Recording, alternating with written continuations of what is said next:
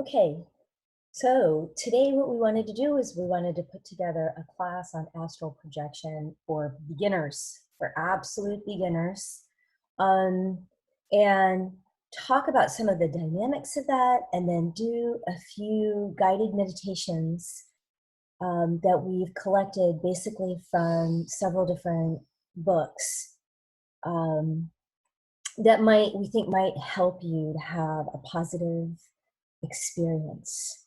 And so we're going to start off with, before you show them the box, why don't you start with explaining astral projection for us? Okay, so we talked about this last week, but I'll go over it again. Basically, people say astral projection, but what they're really talking about is etheric projection. Now, we have to sort of divide these two ideas out because, in effect, in practice, they're actually very different. When you astrally project, it's like the path working that we're doing. Like when we go on the path of Tao, guided meditation, the astral world is a bit higher up, and it's very mutable, very dreamlike. When we're dreaming, we're manipulating the astral fields. So an astral projection would be very different than what people commonly think as etheric projection. So the etheric is a much denser energy that surrounds all matter. If you can see energy fields, you'll be able to see that very close to any object, there's like a thinner field, a denser sort of almost like black light, a very blue-gray, dark-colored energy. And that's the etheric. Now, the etheric surrounds all the atoms in the physical universe and acts as a matrix to sort of hold everything in place. So when we project and we are going around the physical world, we're going to places that we've been and things that we've seen. We're going around our house, we're going around our yard. If you've ever traveled and went and saw, say, the Eiffel Tower, and you decide, I'm going to project and go see the Eiffel Tower, that's etheric projection because you're going around the physical world, which is a very good skill, and it's extremely useful, and it's very enjoyable to do. And you can learn a lot about your environment by etherically projecting because you'll be able to see things that you normally can't. Astral projection, on the other hand, which is not really what we're going to focus on today, we're really going to focus on the etheric projection. The astral projection, I think we'll get to a little bit later. The astral projection, it's more you go to a landscape that doesn't exist in the physical world, like the path of Tao, the experience we did when we did Mount Kuth, the Temple of Mount Kuth. You know, the path working through guided visualizations, and there's also something called Rising on the Plains that is a popular experiment that people like to do, where you go to an archetypal world of some sacred kind, like the Buddhist Pure Lands or Avalon of the Grail mythos, or Mount Olympus, if you're into the Greeks. It can be any kind of landscape that's considered sacred by our society, anything that's part of the collective unconscious. And the point of doing those things is not only to have the experience of exploring a mythology that you find sacred, that you think is sacred and meaningful and deep to you, so that you'll have sort of profound revelations about that. That's really the main point. But today we're going to be focusing really on etheric projection, where we go around our physical world. Oh yeah, we'll do a little at the end, right? We're going to do some astral projection because one of the main uses of the higher sort of like the etheric, and then the astral is sort of more rarefied, sort of above it. Sort of like the atmosphere is denser at sea level than it is up way high above the clouds. Is that you can do your ritual practice on the astral plane, which is where it's really being performed anyway. But if you don't have space, or you just want to sit, if you're in public or something like that, you can mentally do your ritual work on the astral plane. So we'll do some of that later today if we if we have time, if it fits in. But I think we will. Could you explain a little bit more about how this relates to the sphere working and the path working? Right. So the sphere working and path working takes place on the astral plane. Yesod is called the treasure house of images because it is the container of all the knowledge and experience and everything that belongs to humanity's collective unconscious. Both the sacred and profane and things that fit in between, like things from movies, like like I mentioned before, the one example of something that would be there would be the Avengers Marvel movies, since it's in Star Wars. Things like that would be in Star Trek. All those sorts of entertainment things, these characters like Spock, who have become part of our collective unconscious and become archetypes. Now, they're not considered sacred by most of the people in our society, so they won't have the same profound influence as something that you personally would consider to be sacred if you wanted to go explore it. But nonetheless, it's there to explore if you wanted to. Could you explain its relationship to Yesod specifically? Okay, so Yesod hangs at the bottom of the tree and acts as a mirror to reflect all the energies and all the activities that go on in the higher regions of the trees, where different archetypes are put together, like the benevolence, testing, emotions, intellect, and the harmony and balance of Tipra, which is at the very center of the tree. So you can imagine that the pattern comes down from the source above Keter, then becomes the Tipra, the balance of all the energies for the entire middle of the Kabbalistic tree of life, right? With all the Sephirah around it focusing in on Tipra. The energy goes down and hits Yesod. Now, Yesod is astrologically, it's the moon, which reflects the light of the sun. You can't stare at the sun, but you can look at the moon and see the reflection of the sun's light. So Yesod focuses and balances all the other energies and ideas and archetypes and patterns that come from the rest of the tree of life and focuses it like a lens, like a mirror. Like you can imagine those the really powerful telescopes. They actually are mirrors that collect the light, focus it, and then project it to a point where it becomes intelligible. And that's a lot the way Yesod works. It works as both a mirror and a lens. Another image would be a very still pool of water that you can look in and see the night sky reflected in. That's another good image of Yesod. And so it is sort of in totality the astral plane. And when we project astrally and we have these more mystical, magical experiences of things that don't physically exist, like we talked about before, things that are real and things that exist. Things that are real have mass and location and time and space, like cars and houses and things like that. Things that exist because we know about them. Yesod is the world of things that exist, things that we know about, and things that are hidden from us because it is the moon and it goes through phases and has dark sides and everything. So the astral exploration leads us to that, where we discover more about ourselves, more about our beliefs, more about things that we hold sacred.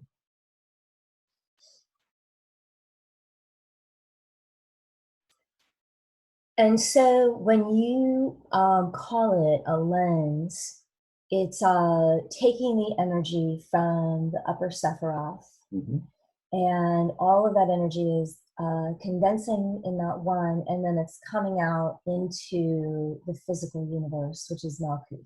Right. Is that correct? Yeah. Okay. And so from that line of thinking, did you have anything else you wanted to say?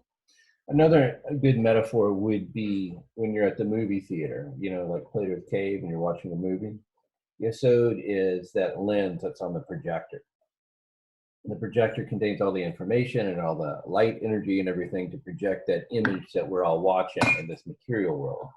So you can think of it as that lens that focuses, makes corrections, so that beam of energy that's going to create the whole material world becomes into focus and that we can experience it. But I think that's my favorite metaphor, I think. Well, as I was contemplating this and trying to understand it, I got a similar idea of a lens. And what came up for me was the idea of how it's of course, because that's my mantra is be grounded, be mindful, be present, be aware. And I was thinking about the ways that we relate to trying to have success with astral projection or etheric projection, as you say it. And what came up for me, and I don't know if this is true or not true, but I don't see how a person could have a whole lot of success moving around astrally or etherically, or really being, I don't see it as being effective in any way if they aren't actually fully grounded in their bodies in Malkuth, which means being very mindfully present and being very aware of what's actually going on. And so I want to propose that we start our exploration from that place that we've actually been cultivating all along. Are you ready for me to go? Do you have anything else you want to say? No, I'm good. Okay. So what I'd like you to do, what I'd like to invite you to participate in with us is put your feet on the ground and just bring your awareness to your breath. Feel the connection to the ground and the connection to the center of the planet. And as you inhale, draw that connection from the center of the planet up. And on the exhalation, shoot it out to the top of your head to connect with your holy guardian angel. And bring it back down to the center of your body. And there, you could keep your awareness rather light and yet still focused. And what I'd like to do is a series of just throwing some ideas out, throwing some techniques out, and letting you explore that, not with your intellect, but with your cognitive body, the body that has an intellect, and your feeling state, and your sensing. And first of all, just notice that you are in your body and that you have a breath that is in the body.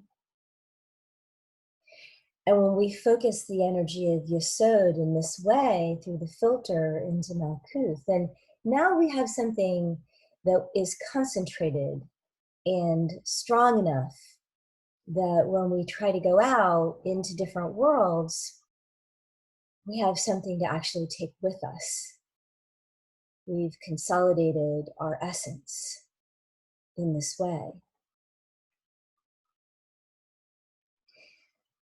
So just notice what's going on in your body, and you can notice these things, but you can also manipulate these things through your consciousness, qualities that we have in the physical world, such as a heavy, dense mass. And so notice the density and heaviness of your body as it presses down into the ground through gravity, and as the planet pushes up and supports us.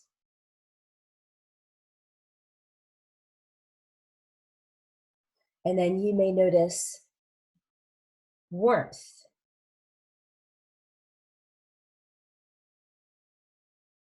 And so in the body, you have warmth. And you may find that if you want, you could even increase the quality of warmth, choosing to focus more on warmth.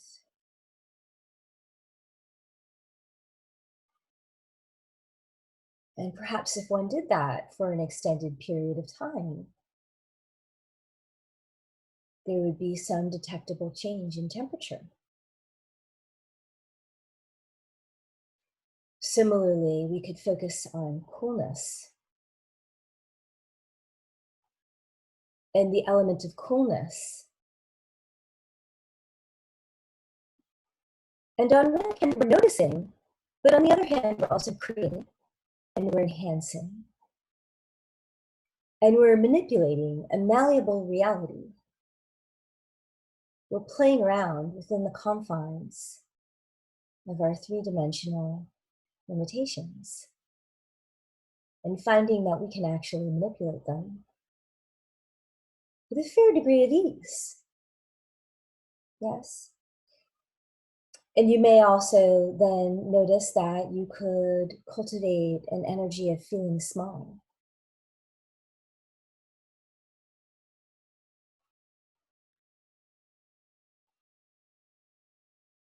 And notice that your mind will naturally present to you ideas that will be supportive and congruous of ideas of smallness. What words, what languages, what images, what symbols, what sensations. And we're just manipulating, we're just directing the energies to move inside of us in our malleable reality, even within our own bodies. And then in contrast, we can expand and notice that we are quite large.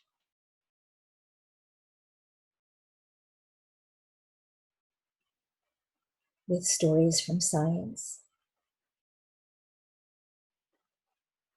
with changes in perspective, presenting themselves to your mind spontaneously.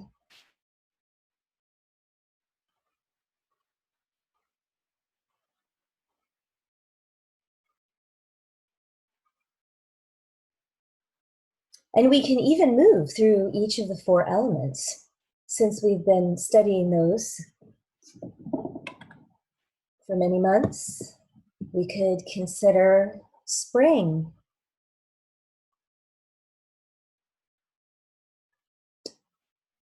air,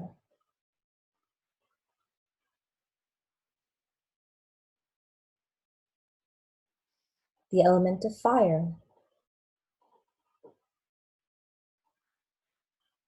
the elements of water, the element of earth.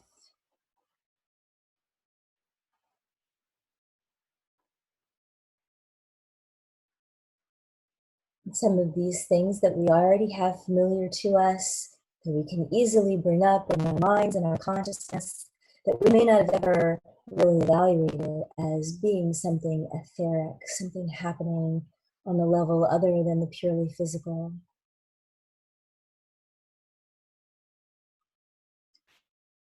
And so from this place, remember to ground with your feet into the center of the planet and be aware of your breath again. And I'd like to do 2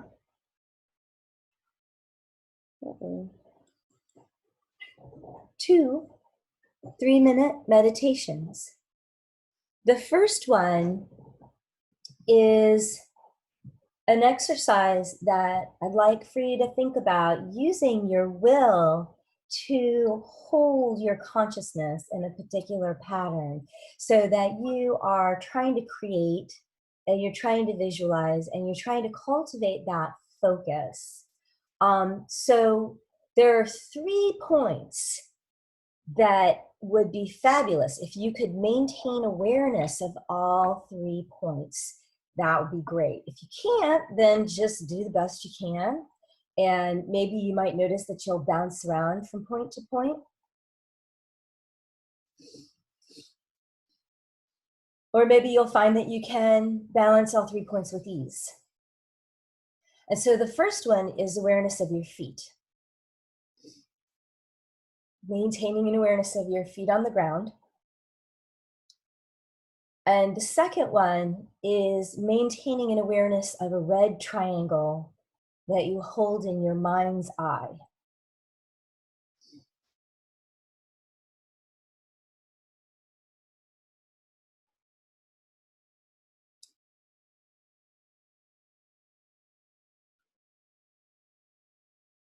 And the third one, if you can, for 3 minutes, is to maintain a 4-4 breath pattern. And so by doing this, what you're doing is you're forging a very powerful container that draws forth all of your magical qualities, all of the best parts of yourself, all of your capacity to use your focused intention as you will. You're calling forth all of those qualities and you're cultivating them, disciplining them, and honing them in a unique way. So we're going to go ahead and do 3 minutes starting now.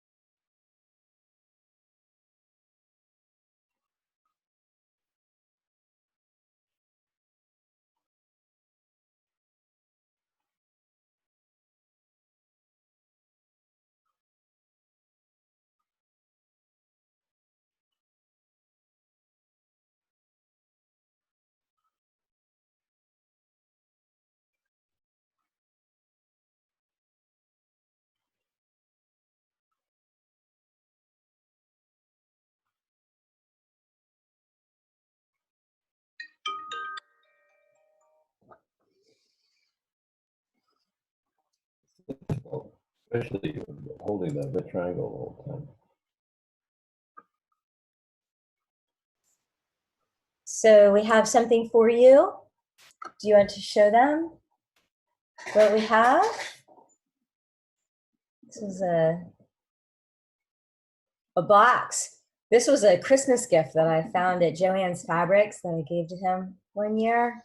Isn't it awesome? It's got the little thing. And so he painted it, of course, with the primary colors, because what else would he do? Yes, 4 elements box. And what does it have inside? We're not going to tell you. It's a mystery. It's a mystery. But perhaps you will etherically travel to our living room where we'll keep the box and look inside. At some point in time. And if you are able to do it before we prompt and guide you in that way, that would be fabulous. Keep a log of any impressions that you might have that come up along the way. So just to be clear, this is a special box that I keep magical things in, and I've emptied it out, and I've placed a simple object inside. It's nothing complicated or really weird. It's just a simple object. And one of the tests of many different magical lodges is that can you etherically project to another room and see what's there? So we'll place this box, and let me show it to you again. So you can target it. The magic box. So you can see it has the 4 primary colors with the elemental triangles on it. So this box has a simple object inside of it, and we'll leave it here in our living room where you've all been.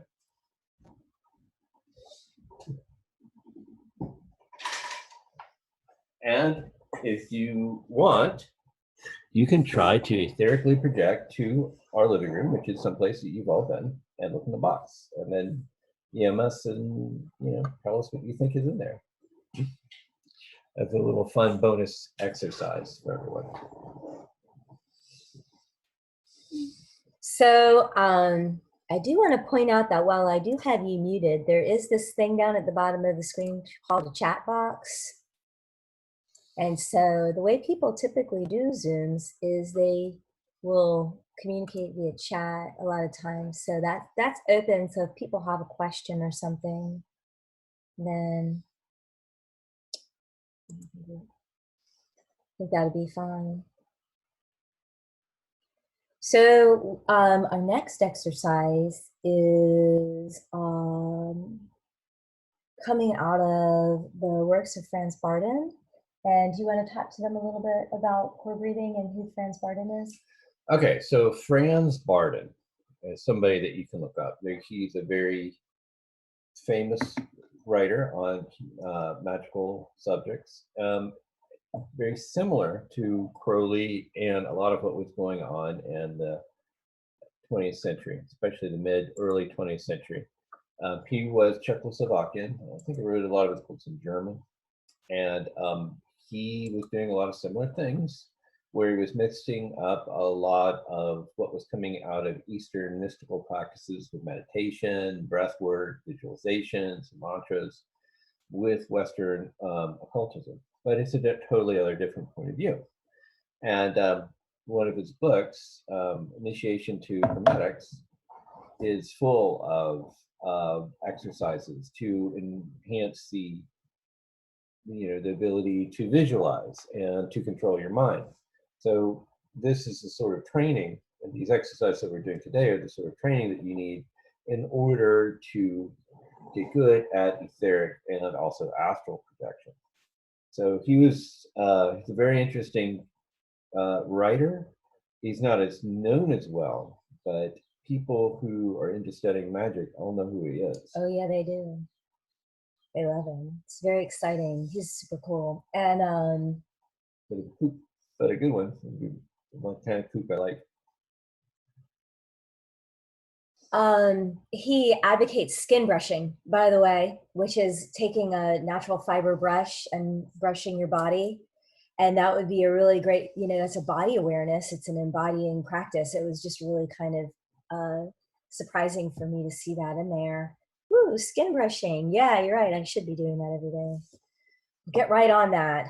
Along with pore breathing. Okay. So pore breathing is pretty much a core skill for anybody who wants to meditate or practice magic, or just in general wants to learn to better control their mind and their consciousness and the energies that are around them. And basically, simply what it is you imagine yourself, you get into a meditative posture, a meditative state, you be very grounded, and when you're ready, you imagine yourself surrounded by an element. Like, for instance, you could imagine you're surrounded by the element of fire.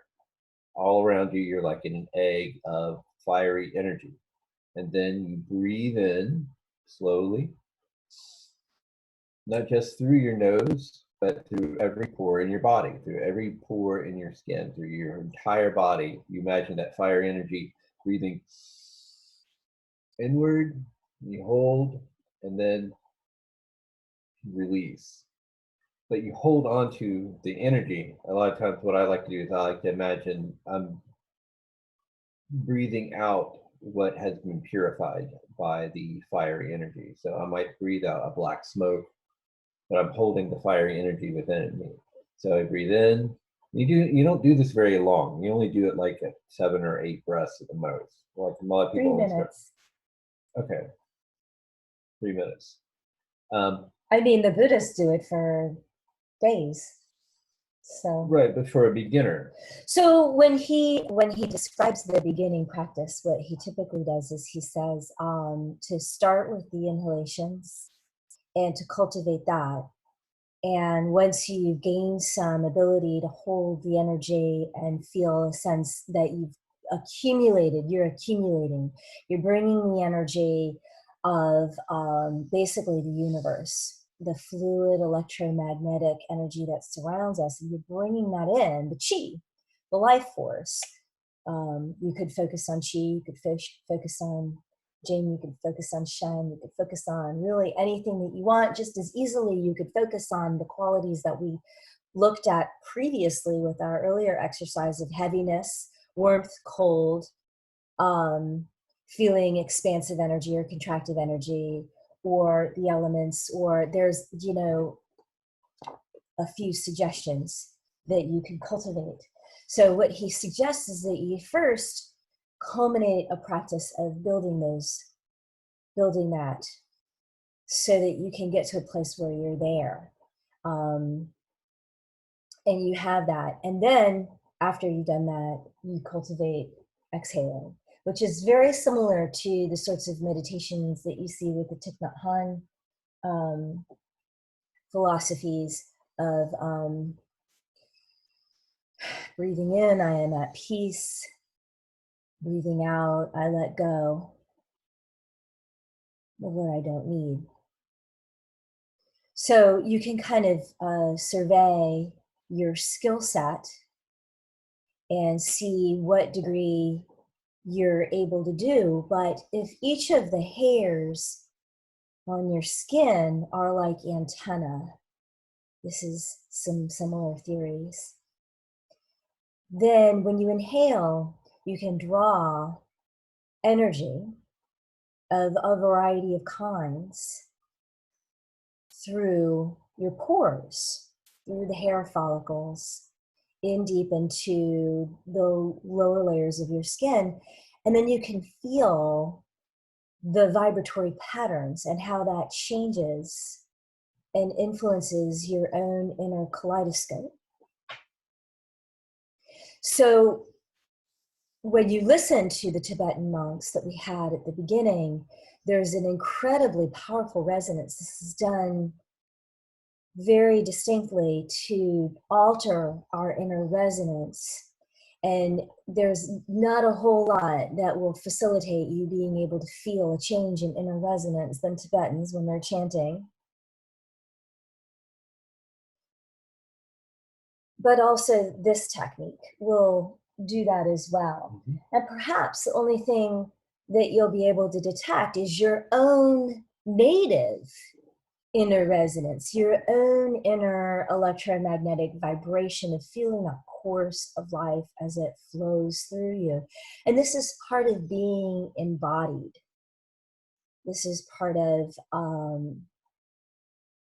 moving through the world fully with your feet on the ground in Malkuth, is being aware of that fluctuation. We can increase our awareness to that degree. Mm-hmm. So we'll do 3 minutes. Anything else you want to say? So just to repeat, the technique is you get into your asana, you get into your grounded state, and then you visualize inhaling a type of energy. How about light? How about just energetic life force? Life force, yeah, life force. Just basic neutral life force. And so on the inhale, you feel it come in. And on the exhale, you can imagine a purification of things that you're getting rid of. And just imagine, just go that way. But try to envision that you're breathing it in, not just through your nose, but through every pore in your body, through every hair as an antenna, that you're taking it in totality. And then releasing what you no longer need. That's a sort of a purification. I like to do the 2 steps because the exhale, I don't, it seems like too good of an opportunity to pass up to sort of purify. In with the life force, out with the purification. All right, so we'll do another 3-minute round with the feet on the ground. Starting now. And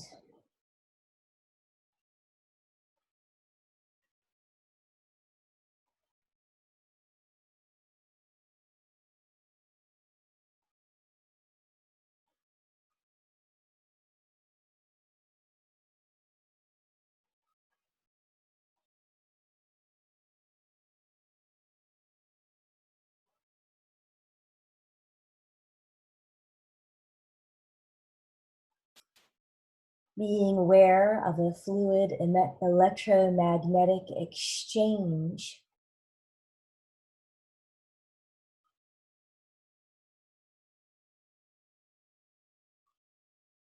taking place in the region of the chest.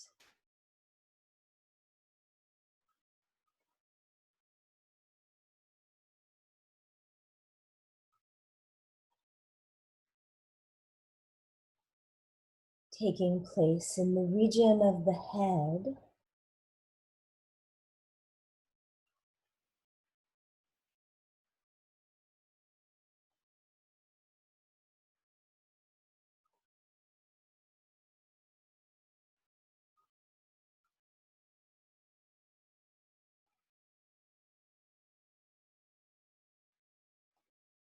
Taking place from the hands.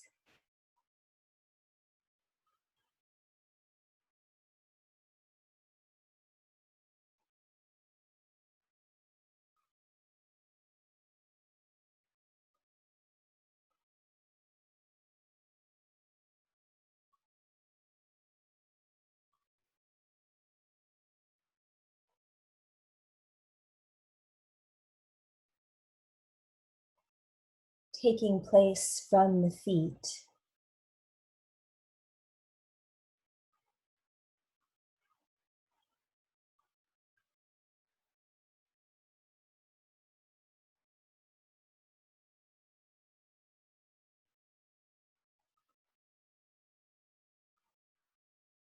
Feeling the lower half of the body pulse.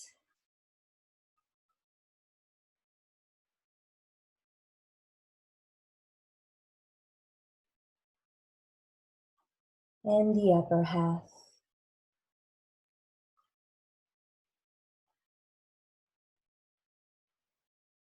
And then perhaps the whole body. Expanding and contracting, breathing through the pores.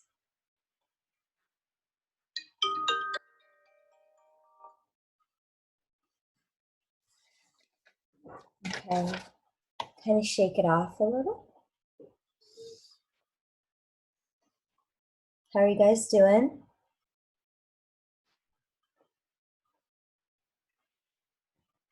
Okay.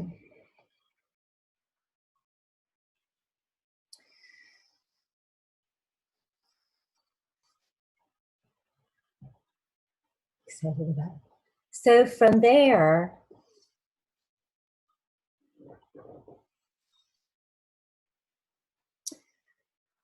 from here, what we're going to do is we're going to walk out of the body now. Erica's going to do a little meditation to guide you out and have an experience, and then I'll do one as well. And go ahead. Okay, so we've been doing some visualization meditative techniques to warm up and get us ready for this aspect. So we should all be in a really good space energetically. and meditatively we should be all grounded. So the technique is basically going to look like this, and I'll go through it and do it with you and guide you. Basically, we're going to meditate for a moment, and then we're going to create an image in front of ourselves that looks like us. Now, this image can look exactly like you. It could be wearing a beautiful robe. Just don't stress about it too much. Just you want to be able to project the energy out of your body to create basically a double. And then we're going to transfer our consciousness to that double and then go explore. And that's basically what we're going to do. So if you can prompt me if you need to. Timing is going to be difficult to give everybody enough time to do this. Okay, so let's close our eyes, feet on the ground, grounded, and start doing a few 4 full breaths.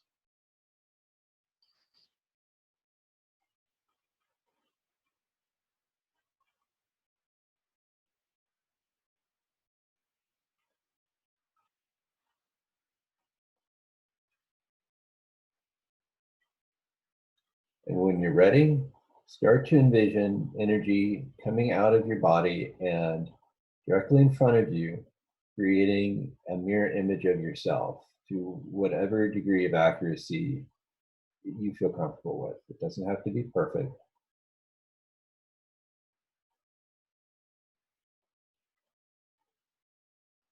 It can be an idealized form, or it can be just a very simple stick figure shape.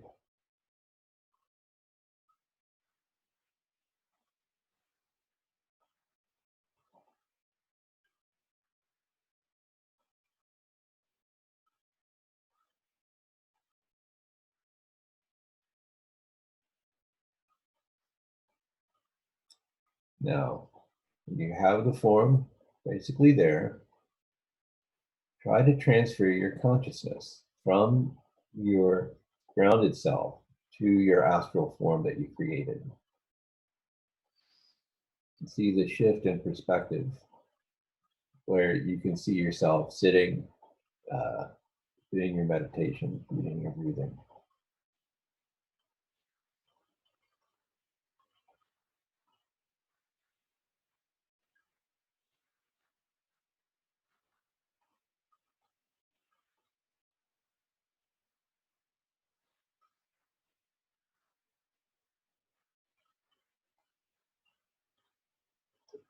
So once you've made the transfer, simply go and start walking around your house and exploring your home.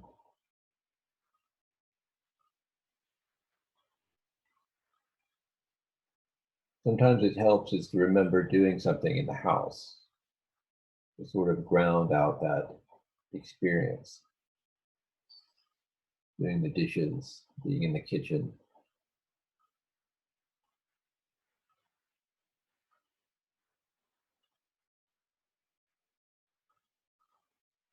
Just go and sort of explore around and see what your house looks like from this point of view.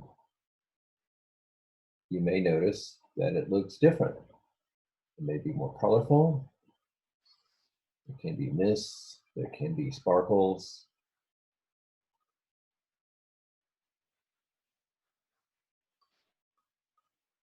Try to look around and see if you see anything that you don't see with your normal waking eyes.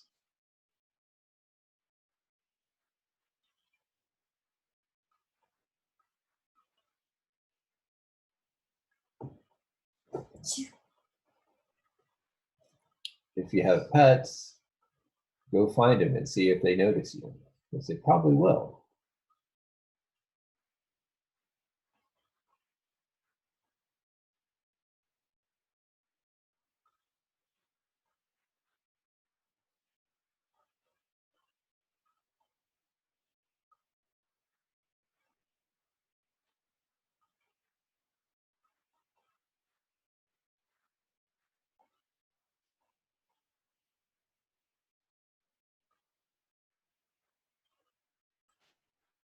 And when you're ready, go outside and explore the area around your house. your yard, the nature. And don't worry, you can pass right through walls. In fact, you can just move from one place to the other just by thinking about it. You don't really have to. You think about a place in your yard or in nature that's nearby. If you don't have a yard, you'll find yourself basically there.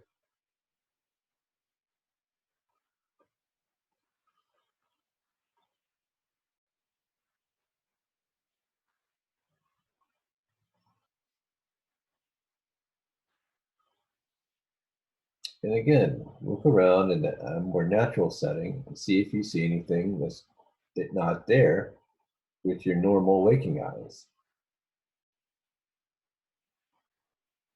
You may see fields of energy, strands. You may even see beings that you can't see with your normal waking eyes. Sometimes when I'm out in nature astrally, I can see the gnomes and other elven type energetic creatures that live in nature that we can't normally see.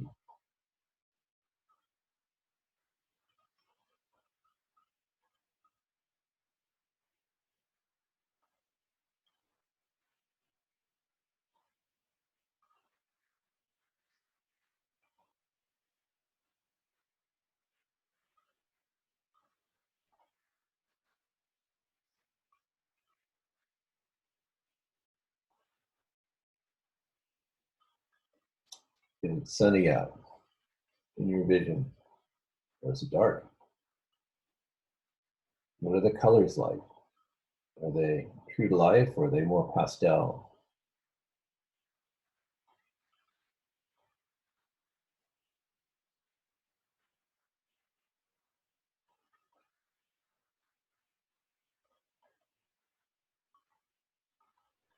And now let's make one more jump. Think of a place that you've been before that you'd like to go back to. Some place that maybe where you grew up, or some place that you went on vacation.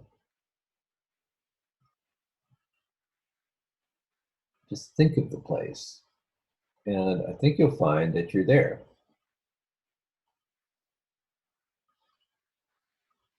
And let's explore this area.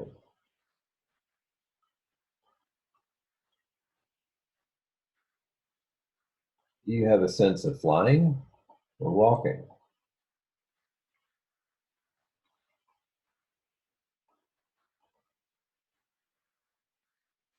Can you hover around and fly like a drone and look over the tops of buildings and around trees and things?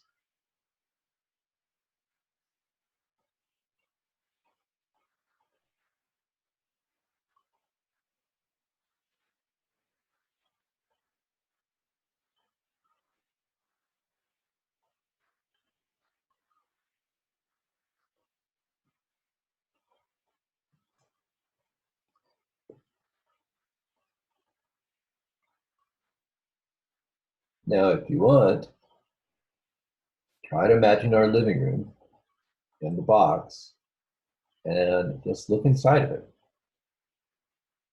and see if you can see what's inside.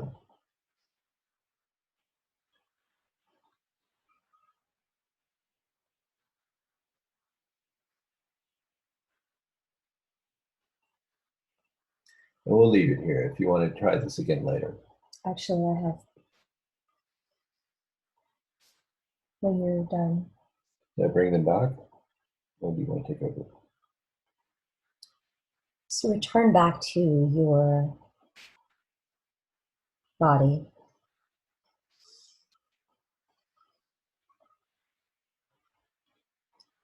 And assist them in coming back to the body.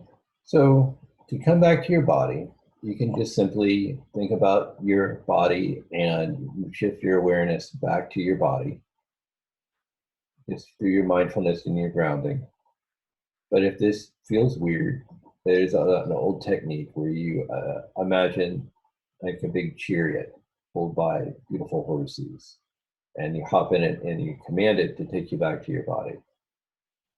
But normally all you really need to do is just shift your awareness back so you can feel your body more and more, and you're grounding and your feet on the ground and you're breathing, and then your consciousness will easily just slide back in.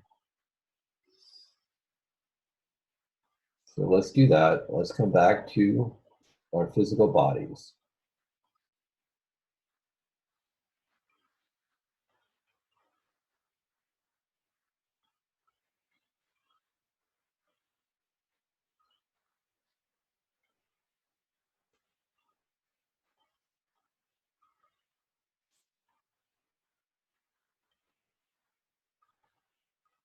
And so from your body, with your awareness of your energetic flow inside of yourself, feel that energetic flow on the exhale moving out through the top of the head into the space above you like smoke, filling a form that is approximately the size and shape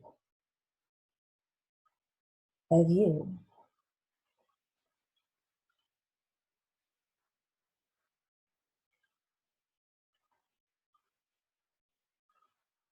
And with the exhalation, allow that form to become more dense in your mind.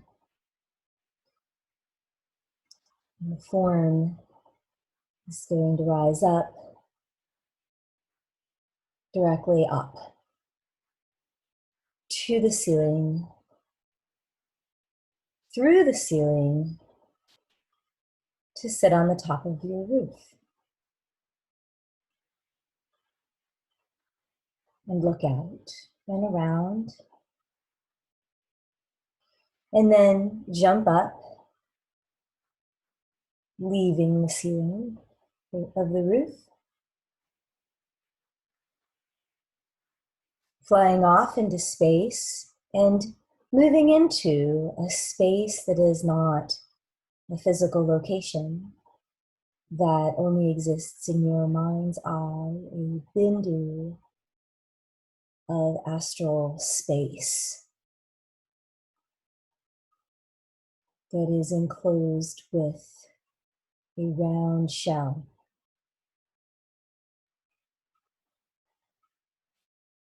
And orient yourself to this location.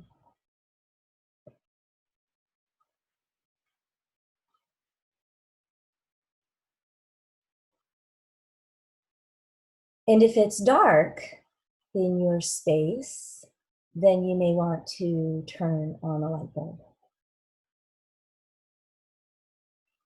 If you need rest in this space, then you may want to create a chair for you to sit on.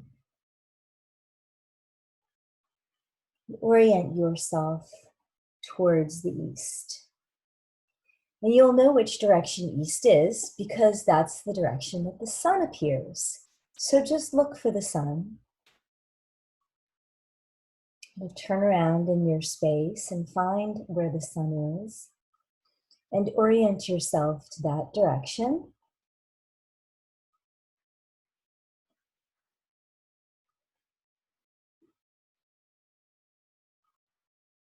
And then from there, you can perform in that space a Kabbalistic cross. Please allow thyself to become inflamed with prayer. Please allow the strength of thy voice to resonate powerfully.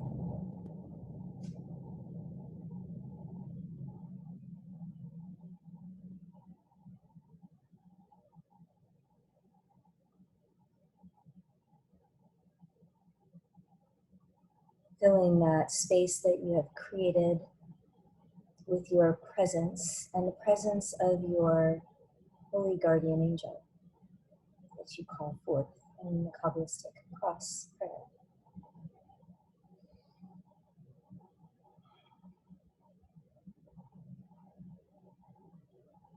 See if you can notice yourself being grounded in your astral sphere.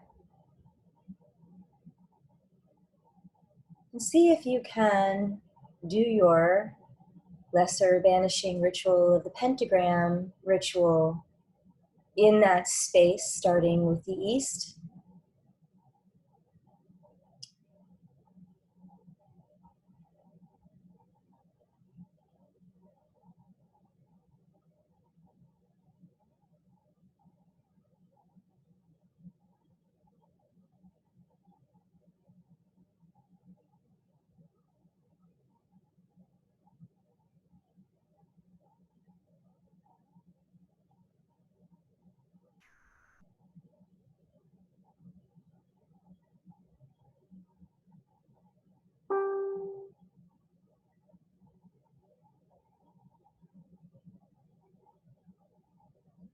And if you are having trouble with the visualizations, then try to hold the image of the white, blue light of your 4 pentagrams in each of the directions and the 4 archangels.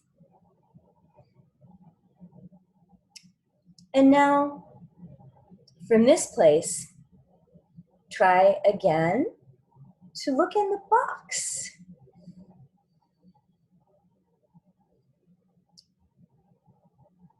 Put the box in the room with you. Open it up and see what is inside.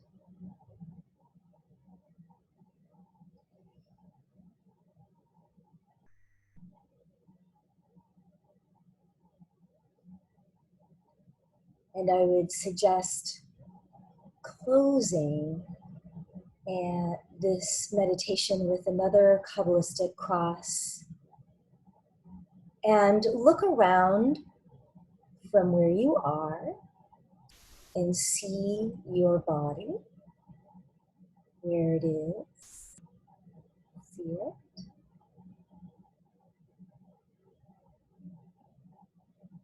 Breathe to it the qualities that you would like it to have in this form. See what it needs.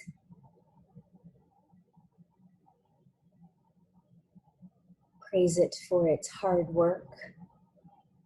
Thank it for its indefatigable efforts to move you through a reality.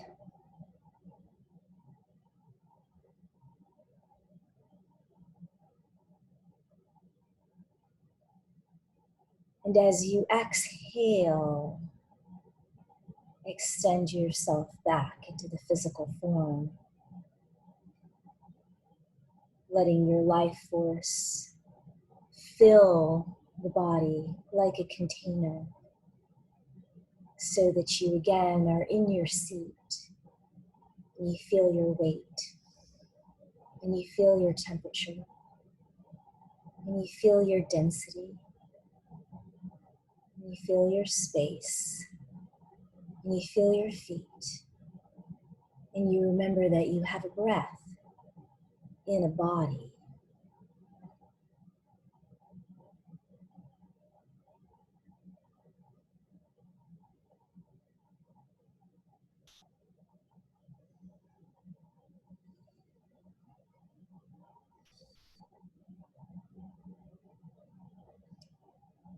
Thank you.